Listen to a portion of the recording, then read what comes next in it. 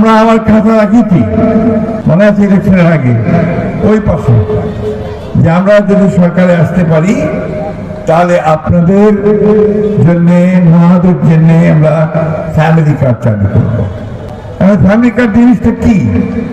এই family card জিনিসটা যেটা আপনাদের এতক্ষণ দেখানো হলো, এটা হচ্ছে একটা শক্তি, এটা হচ্ছে একটা ক্ষমতা। এই কার্ডটা আপনাকে সেই ক্ষমতা দেবে যে ক্ষমতা দিয়ে আপনি সকলের সামনে দাঁড়াতে পারবেন। আপনি শুধুমাত্র যে আর্থিক সহায়তা পাবেন বা অন্যান্য সহায়তা পাবেন তা না, আপনি এই দেশের একজন নারী হিসেবে, পরিবারের প্রধান হিসাবে আপনার অবস্থানটাকে দৃঢ় করতে পারবেন।